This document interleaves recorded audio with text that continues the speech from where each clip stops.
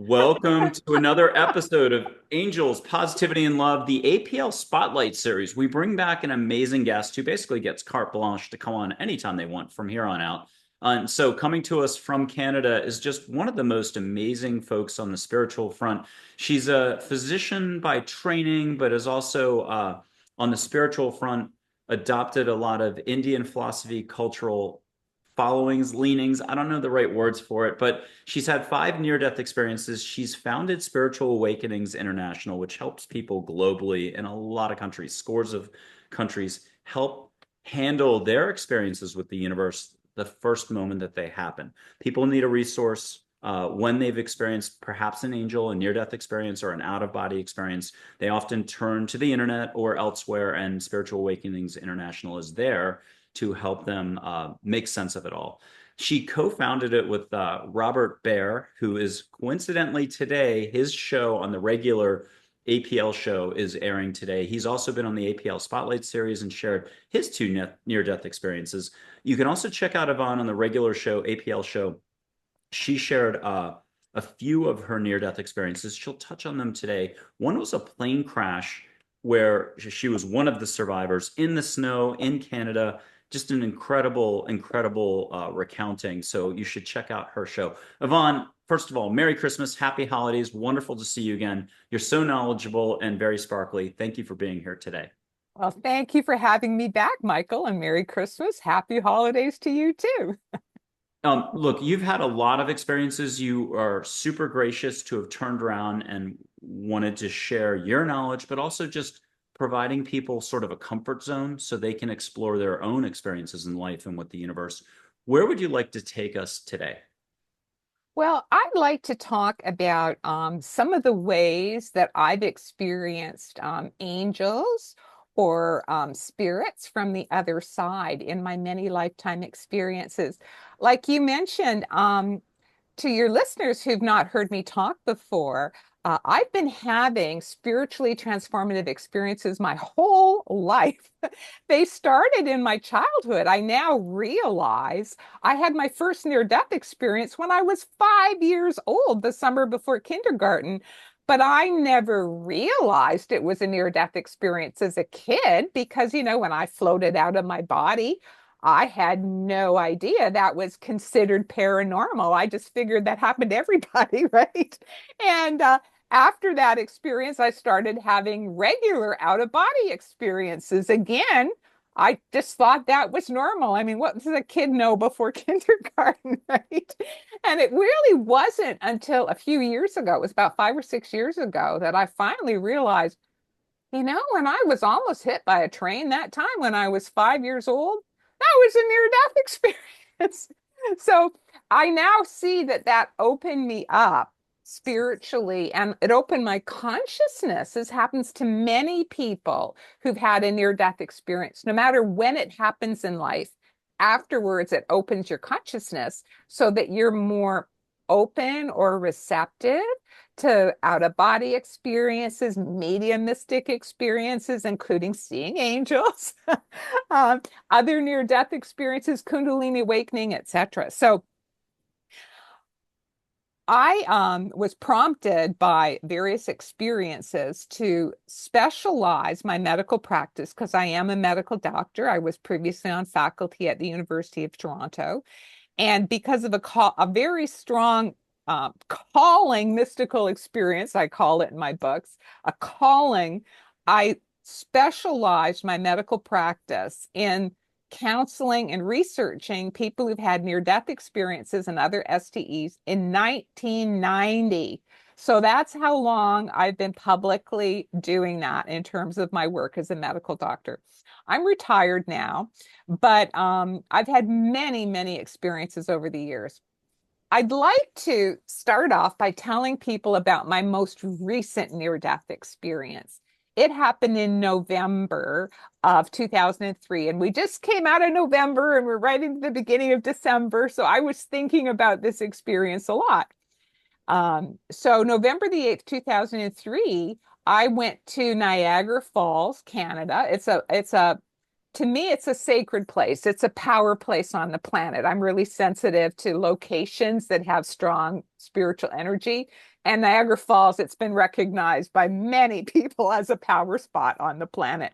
So I love to go there. I love to meditate there. I love the roar sound from the waterfalls. I love to go down to the platforms that are at the bottom.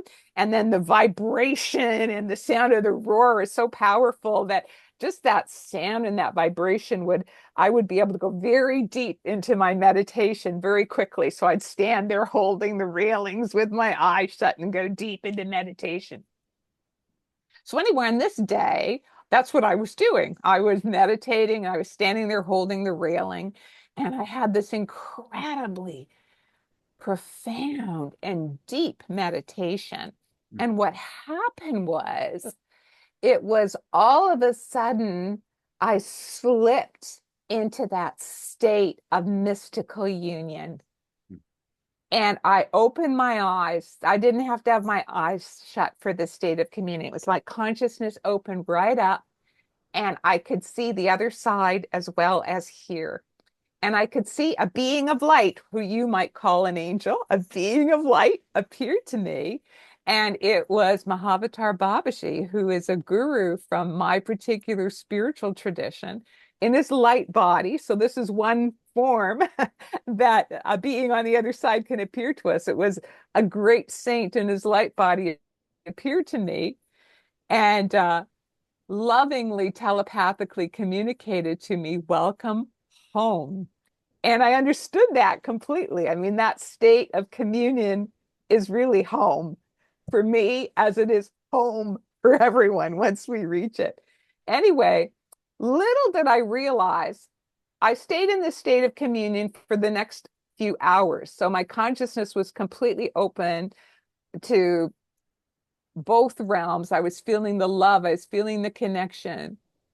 But I was still wide awake. And I was with a friend. We went to the restaurant overlooking the falls. We were eating dinner together. And I remember saying to my friend, "I don't know how long this is going to last," because I told her that I was in a profound state of union. And I said, "But I know it's possible. Now I know it's possible, just as a regular human being, to reach that incredible state of communion that the mystics and saints have talked about." Little did I know that I was about to die from an accident. And so after dinner, I slipped outdoors on some black ice in an area I didn't see. I fell back, I hit my head on the rock pavement, and I instantly died. And what happened was, I suddenly felt my spirit whisked out of my body by a force much greater than myself. And I was being rushed up, up, up, up, up through a dark expanse of sky. Some people might call it a tunnel, but for me, it was like a dark expanse of sky.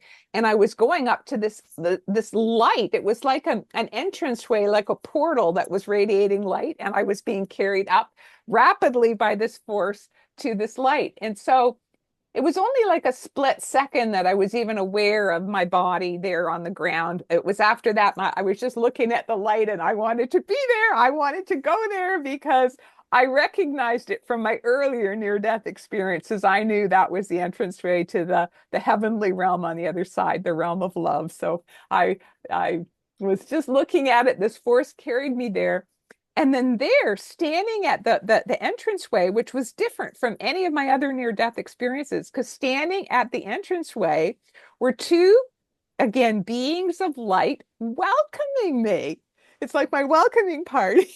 The two angels, using your words, welcoming me. And who they were is they were two saints from my particular spiritual tradition in their light bodies. It was, again, Mahavatar Babaji, but with him this time was Paramahansa Yogananda. And I felt an incredible welcome. I felt an incredible love. I felt this beautiful joy. I felt a sense of celebration. It was like, I felt like there was being a graduation or birthday party being celebrated in my honor on my arrival in the white light realm. And it was just incredible joy, incredible welcome. There were other beings of light in sort of the white light field up there, but my consciousness didn't like specifically identify individuals. I knew these were souls who were emanating love to me. Whether you call them angels, whether they're people I knew in my past lives, I don't know. I just was feeling this tremendous amount of love, but I could very clearly make out Paramahansa Yogananda and Mahavatar Babaji in their light bodies. And they, it's sort of like they spoke with one mind. They telepathically communicated to me that my physical body had died, that my incarnation as Dr. YVONNE Kason was now completed, like finished. You've graduated. And the feeling was, job well done. You did it. It's behind you now. It's over. Welcome. And it was joyous. And I guess I had a little bit of my ego hanging along with me, like they show in the movies, the devil on your shoulder, a little devil on my shoulder. So this little part of me, this devil on my shoulder, little part of ego that was hanging on, thought, uh-oh, here it comes. Here comes the life review. Because by this point in my life, I talked to many, many hundreds and hundreds of people who've had near-death experiences. And I knew that many, when they had, actually been physically dead, had a life review where they saw the good, the bad, and the ugly of everything they'd done in their life. And, I try to be a good person, but nobody's perfect. And I'd certainly made mistakes in my life. And I was not really this part of me was not really looking forward to having to look at all my mistakes that I'd made over the years. And it was so beautiful because what happened was the two saints, it's like they read my mind. They knew exactly what I was thinking. And so they just looked at me, and with the glance, just with the glance, there was this incredible spiritual transmission. And it was like, and they blew that nonsense out of my consciousness with the understanding. It was like it came instantly with that glance, this understanding that just the love of the higher power is so huge and so unconditional and so profound that even more than how, say, a loving parent, if you're watching your child learn to walk and it stumbles and it falls and it skins its knees and it bumps its head and maybe it falls and breaks something, the loving parent doesn't punish the child for those learning mistakes. The loving parent instead embraces the child, says, I love you. That's okay. Try again. You'll do better next time. We'll encourage the child and give them confidence in themselves to improve and do better next time. So that whole understanding came in a glance.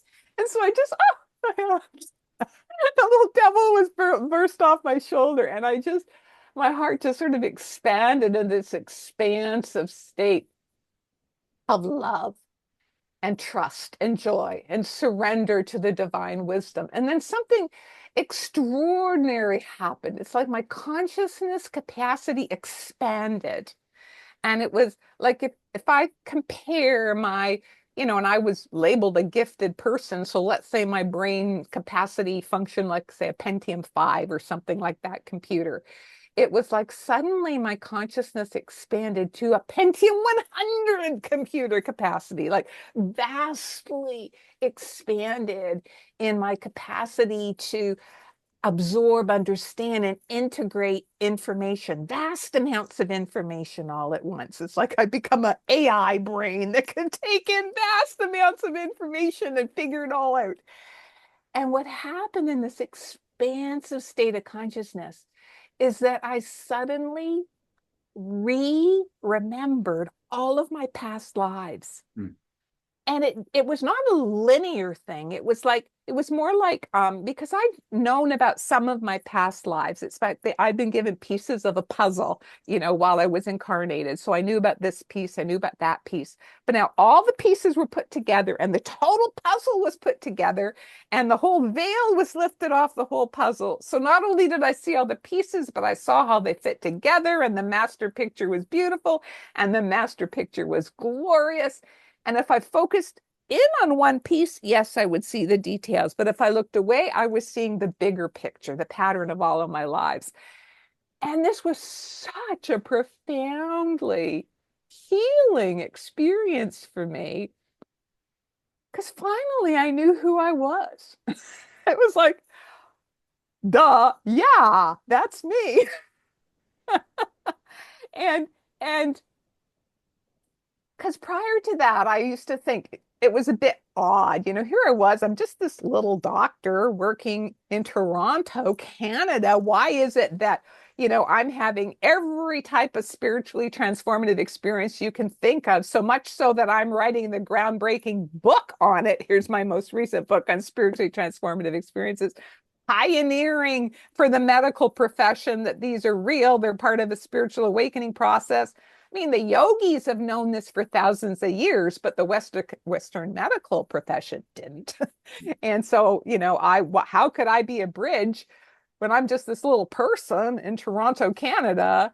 And then when I remembered all of my past lives, it was like, oh, of course, because I've been doing this sort of thing for many incarnations, that I've been having near-death experiences for many incarnations, that I've been having Kundalini awakenings for many incarnations, that I've been a yogi, I've been a Christian, I've been a Jew, I've been a native Indian. No wonder I feel a connection to so many different spiritual paths, because they're all leading to the same one truth, that we are loved by the same one higher power, which we're just understanding from a different perspective.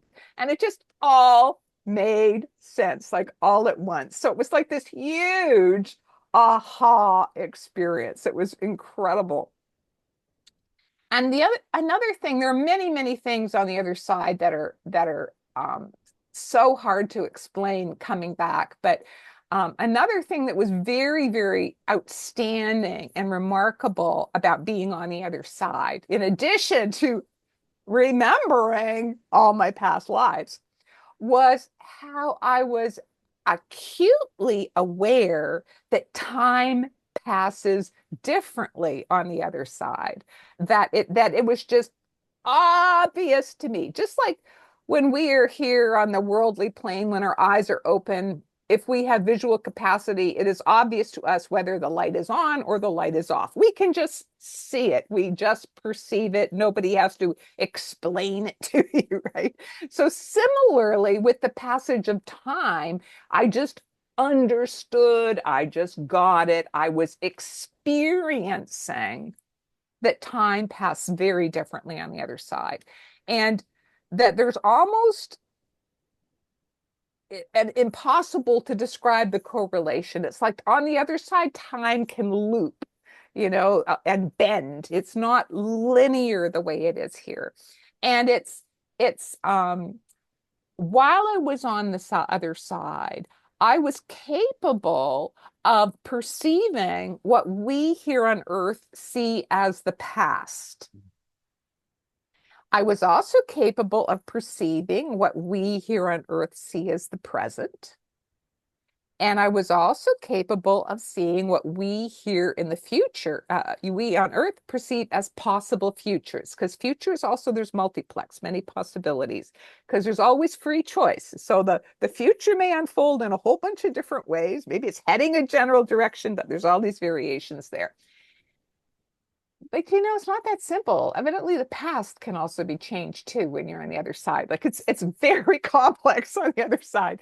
So there was with this the understanding that although in this state of consciousness, I was able to perceive all these different, what we consider different times here on Earth, that I understood how on Earth it's perceived linearly. Like had an understanding of both of those. Just like we can understand looking at an ant climbing up an ant hill. Boy, that ant feels that's a huge hill to climb. Whereas to us, it's not a big hill. We can just step over it. So I understood how we here on Earth, like the little ant, we perceive time this way, but the other side, it was different. Much grander perception. Anyway, after a period, I'm going to call it timeless time because it really, the passage of time felt very different on the other side. After a passage of timeless time, which felt much longer on the other side than actually the amount of time that my body was dead on this side, that the two beings of light reappeared to me. And because when I was in this expansive state of consciousness, things were no longer visual. It wasn't so much seeing images as it was profound understandings. But then the two beings of light visually appeared to me again, Paramahansa, Yogananda, and Mahavatar, Babaji in their light bodies, and they telepathically communicated to me, you may now choose to reincarnate in the body of a baby to further serve the divine, and or to go back to the maimed body to further serve there. And nothing was shown to me. I was not shown, some people say they were shown elaborate life plans. Maybe that's true for them, but that is not what happened to me. I was shown no details at all about what either choice would be involved. No details that I can recall anyway. But what I do recall is I was in such an expansive state of consciousness, and my heart was just wide open, and I was feeling just profound love and trust for the higher power and the beauty and the wisdom and the perfection of the divine plan. I totally trusted. And it actually felt like my response came out of my heart rather than out of my head. My heart instantly responded, oh, masters, please guide me. What is the higher choice? I want to do God's will.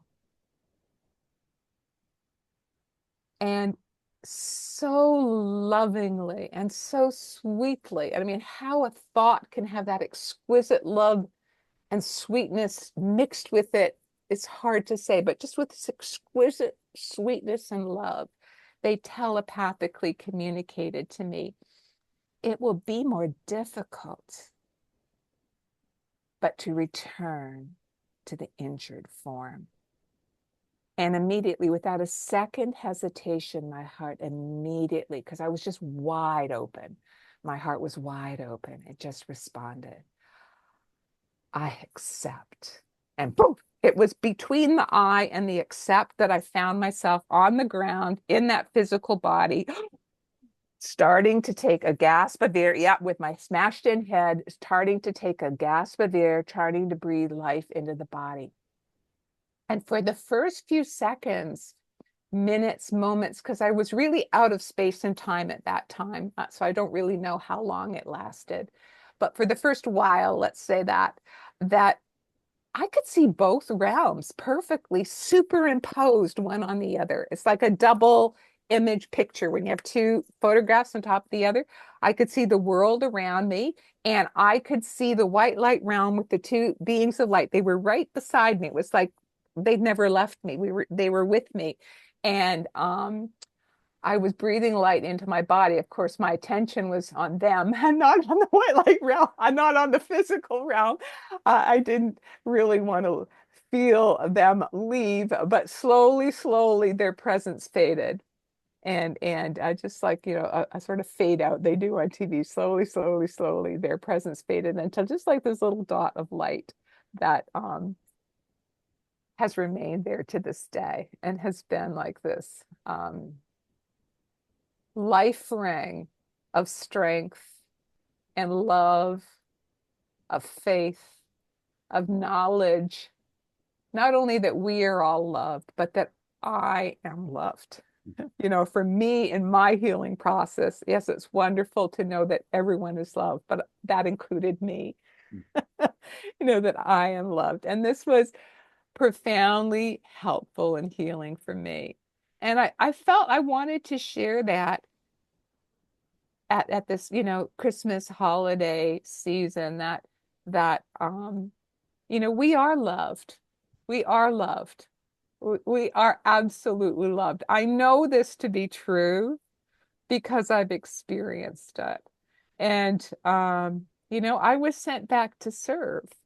And I was disabled, as we talked about last time I was on your show, for 12 years. After that, I intensely went to neuro rehab and tried to, heal, and did all sorts of every type of cleanse you could imagine, saw all sorts of specialists and traditional and herbal and non-traditional naturopathic, did everything I could to try and get better. Took out all my mercury fillings. I mean, you name it, I did it. But I had to accept that for whatever reason in the divine plan, that I was disabled now, that I was sent back as a disabled person. So I could no longer practice medicine. I could no longer do public speaking. I could no longer write books. By that time, I'd already written 4 books.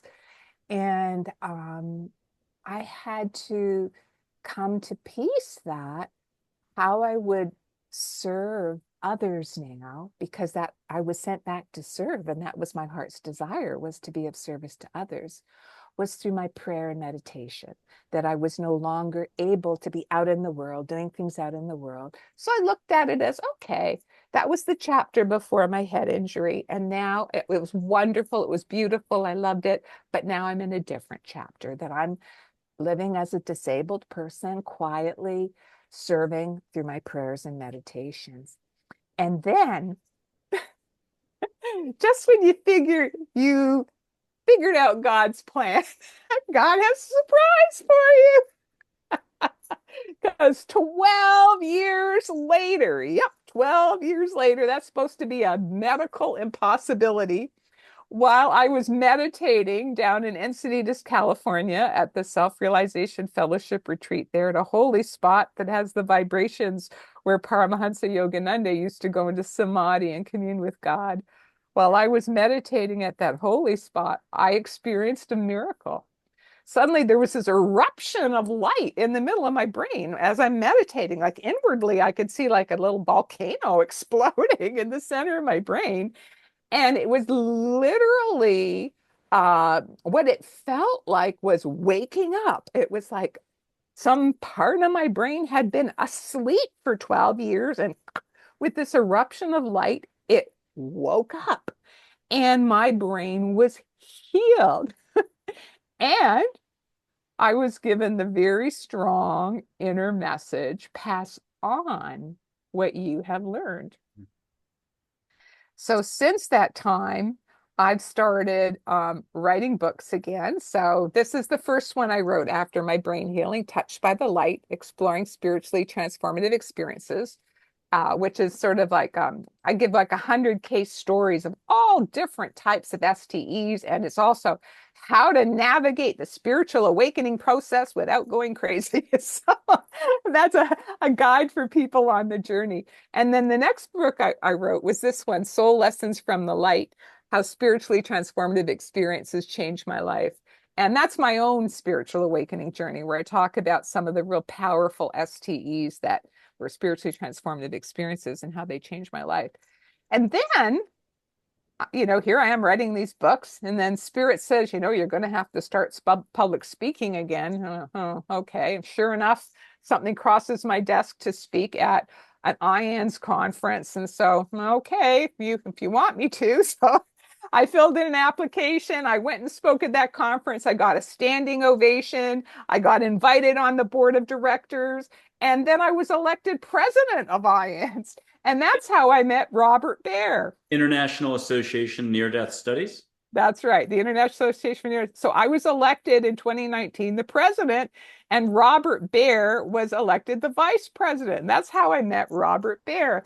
And as we were getting to know each other when we were nominees, it's like, let's get to know each other. If I'm going to be president, you're going to be vice president. So we're having a phone call, and as he's told you with his multiple NDEs, he's very intuitive. I am extremely intuitive, and yeah, there he is. There's Robert Bear.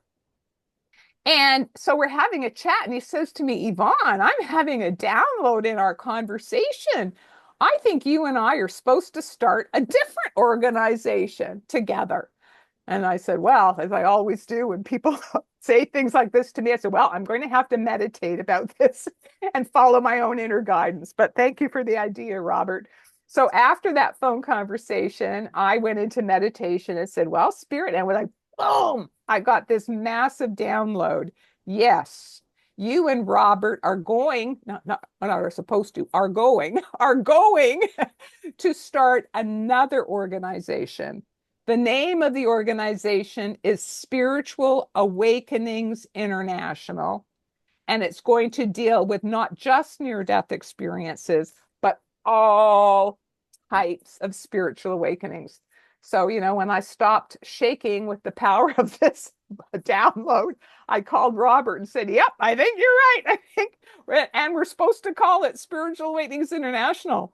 So, we served IANDS when we were president and vice president, the best we could, but we knew at some time spirit would be guiding us when it was time to move on to our next project. And so that happened in the spring of 2020.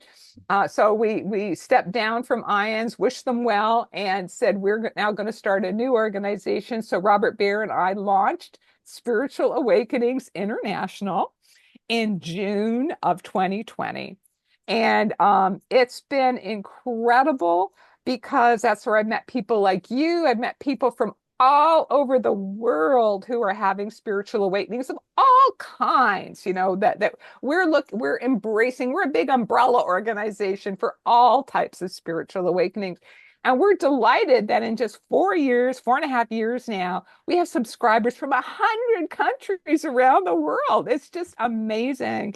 So in case any of your listeners are interested, we have experiencers sharing circles online. Actually, we have them coming up this weekend, Saturday, December the 7th at 1 p.m. Eastern, which is 10 a.m. Pacific. And you just go to the Spiritual Awakenings International website and register there.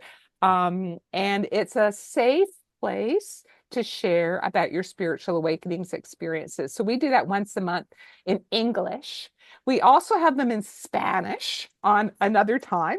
And we also have featured speakers every month, speakers from around the world on all types of awakenings. And we have now started having an annual online conference in June.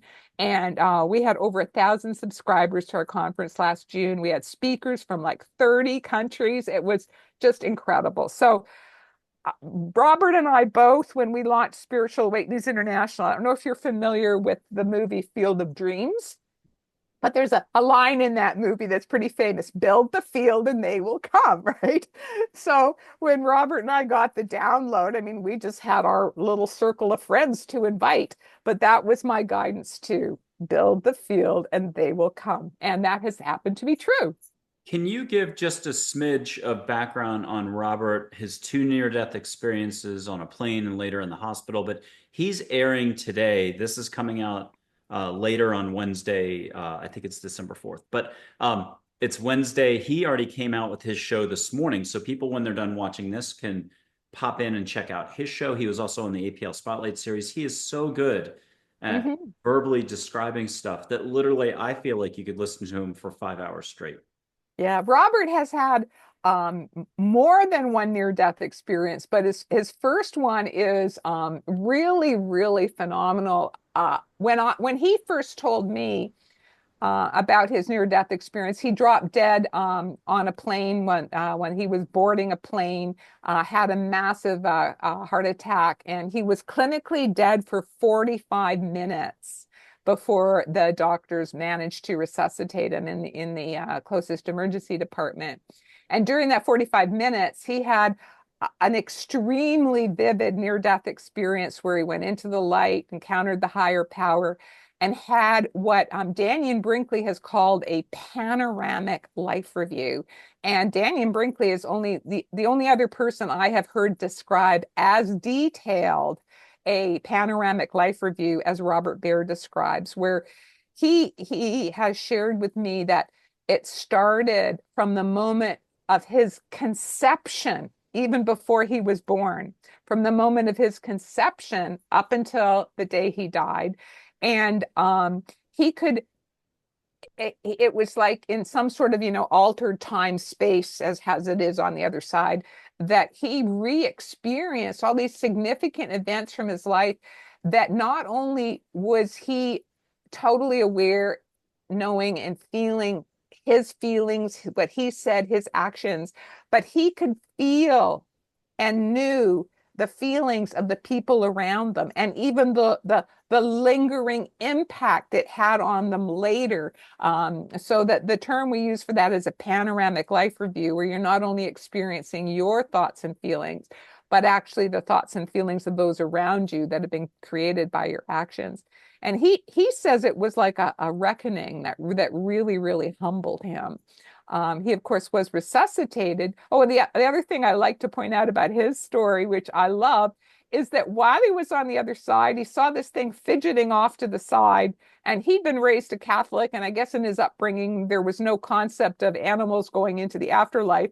But when he went and looked, it was his dog. It was his deceased favorite dog was there waiting for him in the afterlife. It was like totally against, what he had been taught in his religion of childhood, but that's what he actually experienced. His beloved pet was just wagging away and his tail away and real happy to see him there.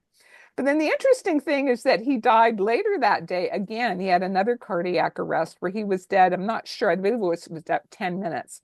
And this time it was a different type of near-death experience. It was the out-of-body type of near-death experience, where he was floating above, watching them try to resuscitate him, and then he floated into another part of the hospital. He was able to accurately observe what was happening there. And so I'm actually going to be interviewing Robert at our Spiritual Awakenings International conference in June. So I'll get all of these goodies out to him, but I'm sure you did a great job interviewing him too, Michael. Could you tell us, getting back to the theme of beings of light or angels or just loving consciousness forms, can you go through some of the different, it feels like there's a never-ending possibility of how they're going to show up. From a field mouse to light this way, with wings, without wings, maybe as a human sparkly-eyed who said something nice, you turn and they're gone.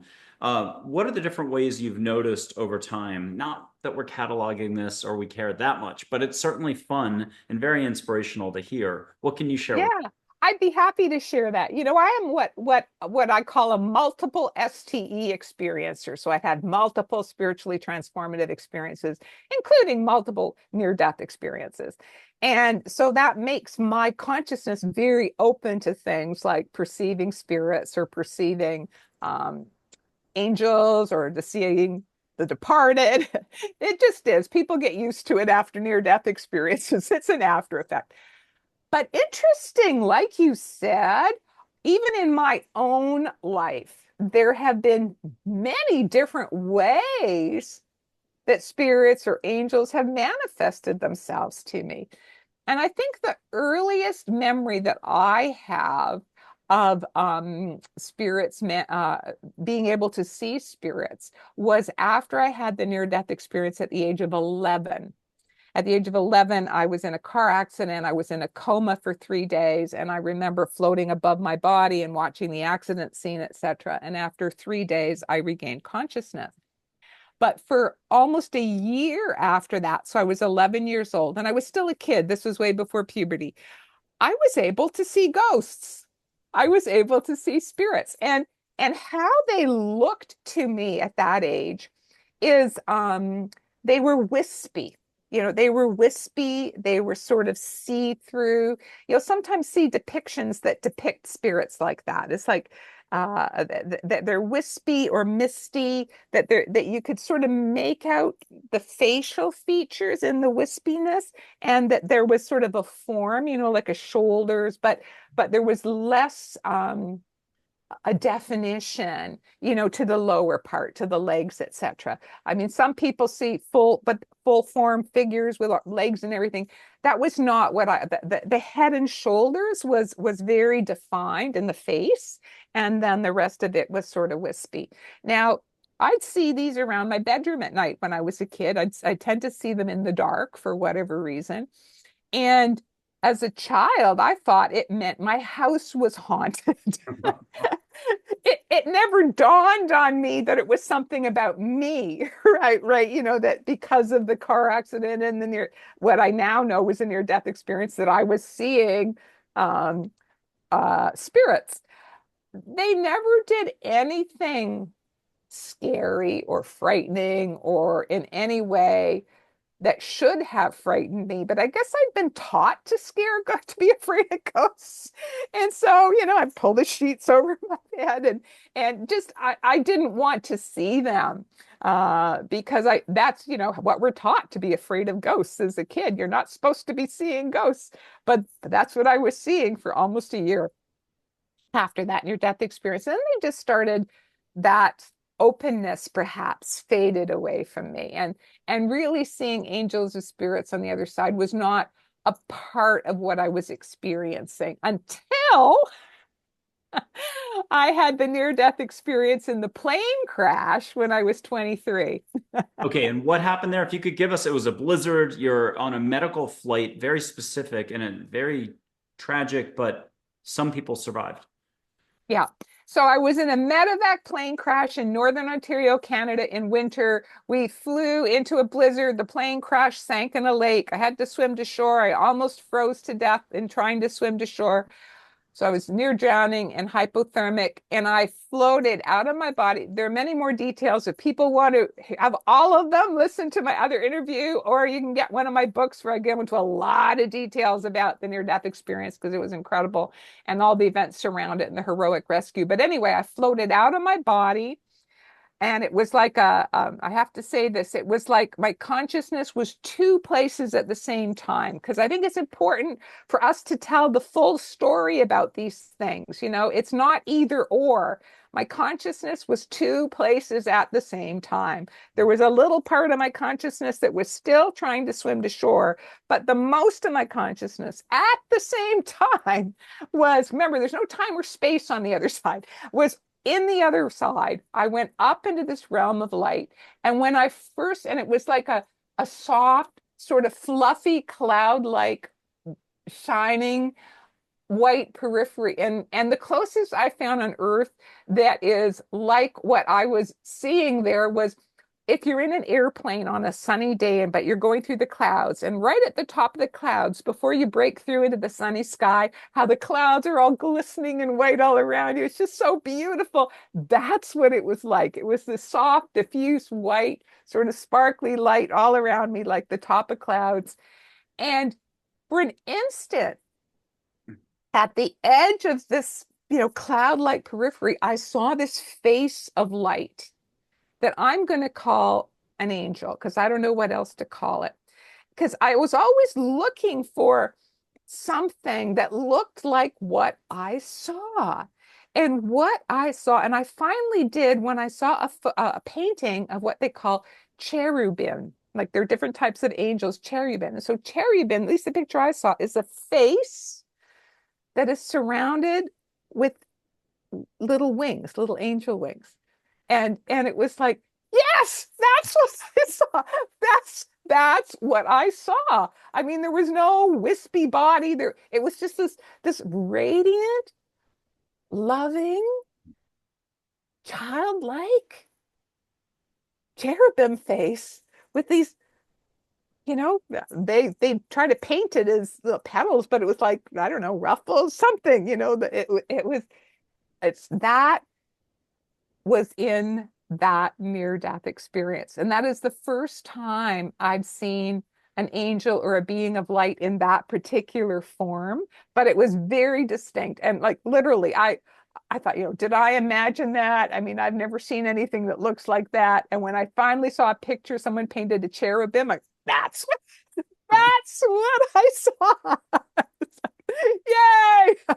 And I'll just mention there's a river bank, the trees. It was a 747 flying overhead that caught the distress call and relayed it. But there was a helicopter parked somewhere ways away that by pure chance heard this and said, "We'll do a flyover." It took them 2 tries to even find you guys, and then they couldn't take you all at once. And some people didn't make it, but I believe it was the pilot and you that had a fighting chance.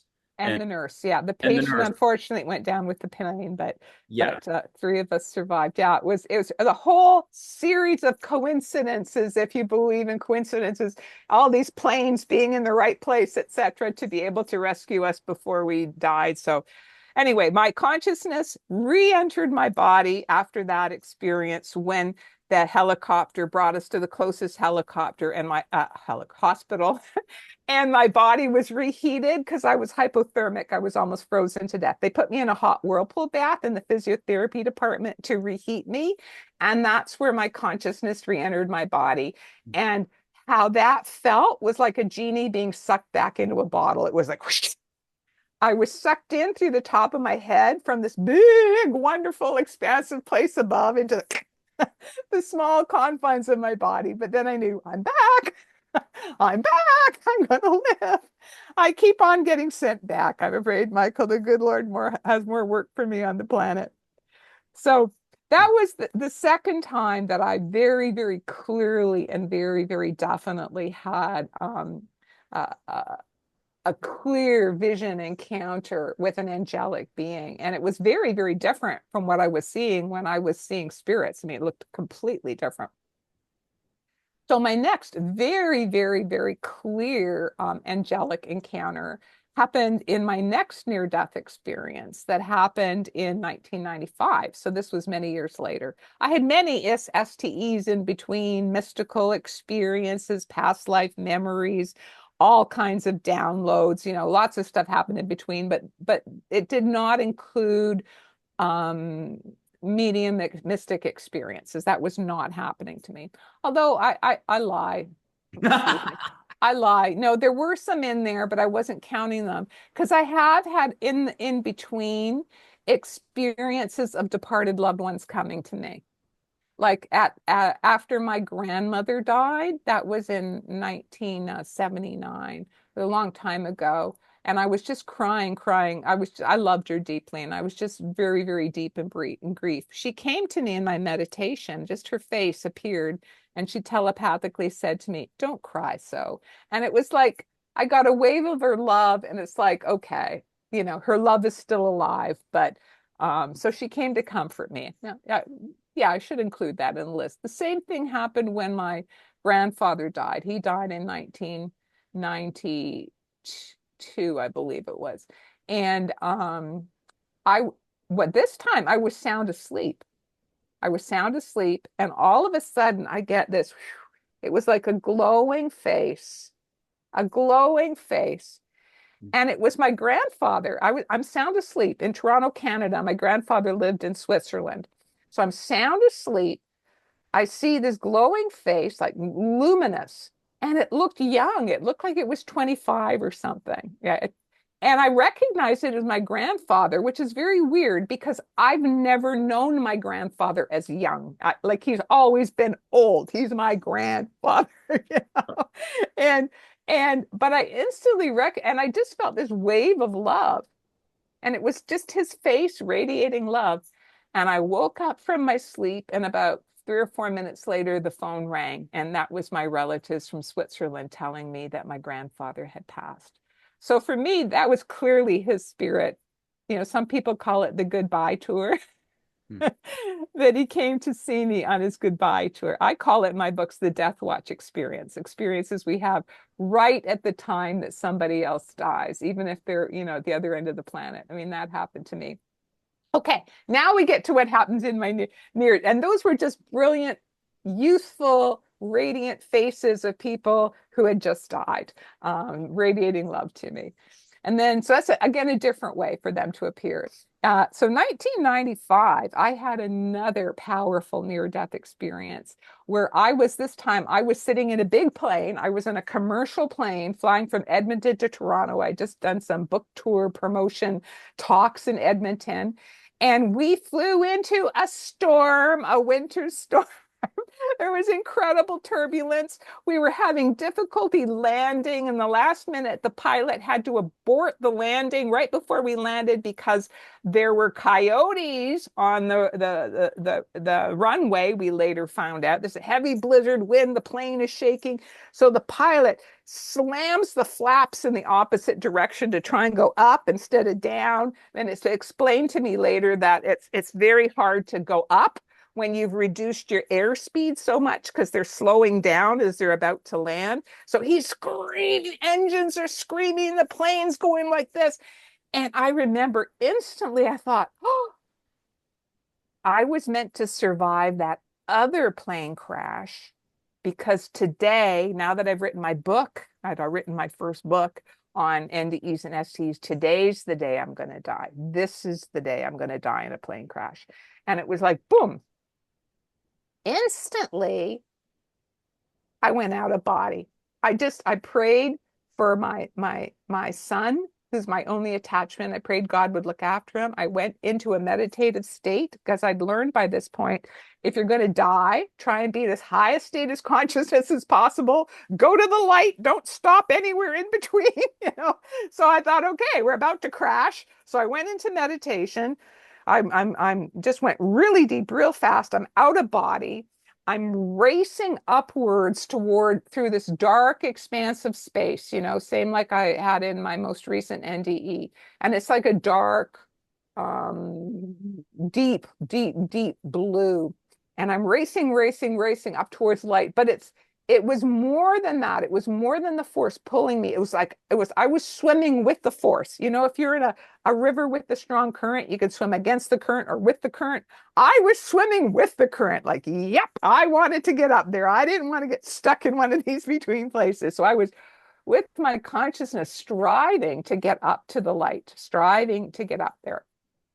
And then all of a sudden, this being of light appears in front of me. So that's the next being of light I want to talk to you about. This being of light appears in front of me and is blocking my path. It's like I can't keep going anymore because this being of light is blocking my path. And this being of light was exquisite and really beautiful and had this unique appearance. It was a being that was the same sort of luminescent, translucent blue as my environment. So it was sort of luminescent, translucent, but this very beautiful deep blue, sort of this color, which is why I use this color in my books. So the beautiful and luminescent, translucent and luminescent. And the being seemed to be half male and half female. It was like split down the center. And as I recall, it was the left side that appeared to be female and the right side that appeared to be male. And it had 4 arms. Okay. And the arms are being held up in particular definite positions. And one of the legs was held up, sort of in a dance position. And I have since then seen statues in yoga of what's called the dancing Shiva. So it was very much that position was the position that this being of light was in. But unlike dancing Shivas are portrayed as one sex, this was very definitely half male and half female. And the vibration, I did not recognize this being of light. Yes, that's the position. That's the position. But the being was half male and half female. And luminescent blue, translucent luminescent blue. Yeah. Yep, you got it. That's the one. And it telepathically communicated to me and said, it is not your time. And I'm back in my body. Uh, I'm in the plane. The plane's still in peril. Like, it's still shaking like crazy, and the pilot hasn't been able to get it to ascend. He's still trying to abort the landing. But it's like, I don't know, my consciousness was wide open or something, but I could literally, with my eyes wide open, I could see like a force field of light around the plane. It was like hands of light. And the pilot miraculously was able to finally get the plane to start ascending again, got enough air speed and got up again, and we survived. But there's more to the story, but I just want to say that again, this was a very definite and clear experience of let's just call it the angelic realm. And it appeared to me totally different from any other experience I've had. I love this. What else would you want to add from another period of your life? Have you had a sparkly-eyed stranger say the kindest words or a reminder about something that's maybe been percolating around in your life at that period? And either they disappeared or it was just maybe a universal figure popping in human form for some reason. I have, yes. Um, what I've experienced, I call it overshadowment. That's just what I call it. It's like there's a real human being there Mm. in front of me, and I'm talking to them. And for an instant, it's someone from the other side overshadows them. I can see the little twinkle in their eyes, and it's like I know that somebody that a saint or angelic being on the other side is overshadowing them. And just for me, it's usually not just a message. It's more like with the twinkle that I know that they're there, that I know that everything is unfolding as it should be, that all is well with the universe. Don't worry, the divine plan is unfolding as it should. That's the sort of message I got I from love that it. experience. Yeah. I'm going to mention two 10-second, hopefully super fast, personal at this end, but hundreds of people have gotten to meet my mom and dad. I haven't seen them young like this, but one passed in 1970 when I was 2, and the other when I was turning 23, and it was their time to go. But again, people get the direct experience of seeing even jointly, and they give good advice and they're reconciled. The second was my very first job out of college was I was trying to take a year off and I was supposed to go to Australia, but it was a really tough economy around 91, first Gulf War. And I took a job at the police department in Nantucket because that's been kind of a lifelong home, 3 sides of the family. And I get sworn in and they don't pay you much. So I remember every fourth day I'm eating out of cans because just can't afford. I mean, I bought the sandwich at Henry's Sandwich Shop, but I couldn't afford the brownie. And Henry, the owner, looks like a skinny Santa Claus, nicest man in the world. And there's an angel named Dale, and whether he popped in and Henry was on the other side of the island and he didn't somehow disrupt the flow of the store operations, or he did what you said, popping in and it's sparkly eyed Henry all of a sudden, who was already pretty sparkly. While I'm in line, I paid for it somehow, the brown bag. I definitely wanted the brownie, couldn't do the brownie. He came right up, winked, and took a brownie and put it in my bag twice that summer. And I just remember having one of the slowest, most amazing moments, probably 10 minutes later, under a tree during my lunch hour, in uniform, munching away on a brownie, thinking how life is good. And I had to share that because big or small, there's no such thing as you can't have a little extra love in the moment. With that, I'd love oh, I found it. I'm going to read a little passage that's just about kindness, compassion, love. We might have done this on your show, but if you could take us to the biggest reminder for us all in this holiday season about showing love always and being really kind to folks. Here's a quote from Angels. Um, Sometimes the person next to you or a stranger just needs validation via love and compassion. A smile changes any moment. So too does laughter or a few kind words. be compassion to all, do it.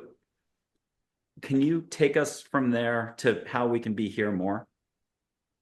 Well, let me say, I'm taking you sideways because love is the greatest power in the whole universe. You know, it's greater than atomic power, certainly much greater than hate. Love is what binds souls. That's the conclusion I've come to is that love crosses time and space, and love crosses dimensions. And love is the most powerful force in the universe. And I actually wanted to share two other angelic encounters that involve love, because I think love is what precipitates the encounters. If you have a heart full of love, or sometimes when you're in need of love, is when these encounters do happen. And I had an angelic encounter with my mother after she passed. And the two I'm going to tell you are interesting. And I'm going to tell about my fiance after he passed, because both of them had the aroma scent as a really strong component of the encounter. Because we're talking about all the different ways that people might manifest. And sometimes scent is how the contact is made. And after my mom had this favorite perfume she wore all the time. So every Christmas I'd give her a bottle of it. And it was like, that was mom's perfume. Right? And anyway, she passed away. And, you know, I was sad that she passed. And this was maybe, I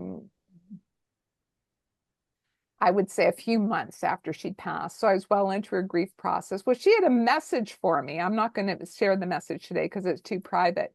But I was meditating, and all of a sudden I can smell my mother's perfume, right? Like I open my eyes, like, what's going on? You know, like, did somebody in the house spill some of my mom's perfume? Because it was like, so, you know, but I'm home alone. Like, why am I getting my mom's perfume so strong? And so it's like, whatever. So I haven't finished my meditation. I go into my meditation again, and really, really strong scent of my mom's perfume. And then as I'm just enjoying it, like I just opened my heart and I just started enjoying the scent of my mom's perfume because, of course, it reminded me of my mother, who I loved and missed. And then all of a sudden, my mom's face appears to me again, radiant, looking happy. She's been dead now for several months. And she telepathically communicated an important message for me, something that she wanted me to know. And so the message was received, and my only response was, Mom, I love you. And I love you. And so there was this exchange of love. And then she left, and then slowly her scent left. Oh, I love this. But it was incredible, you know, it was incredible. So many years later, and this is nice to think at Christmas, if you're all of a sudden you get the scent of your loved one from the other side, maybe they're here saying hello, that I love you.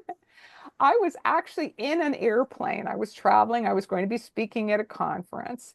And I had been engaged to be married, and my fiance had died a few months earlier.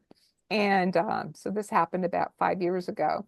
And I'm on the plane, you know, I'm looking out the window and I'm seeing the top of the clouds. Remember telling you how the top of the clouds is what it's like at the other side. And as we're going through the top of the clouds, I thought, oh, this reminds me of what it's like on the other side in the heavenly realm. And I was thinking about my near-death experience being in the white light realm. All of a sudden, I start smelling my departed fiance's cologne, his aftershave. He liked to use Old Spice. Like there's not a lot of people around who use Old Spice anymore. That was his favorite. He liked to put it on all the time. So that was like his scent was Old Spice. And so here I am going like, you know, looking around the people sitting around me in the plane. Did somebody just open up a bottle of Old Spice and put it on? Like, you know, that's not something someone would normally do on a plane. But no, I didn't see anybody, you know, even remotely doing anything like that. But I'm getting these waves of Old Spice. And it's like, okay. So anyway, then I just sort of sat there. Then all of a sudden I started feeling my fiance's energy. It was actually, I was feeling him. So I could smell his cologne.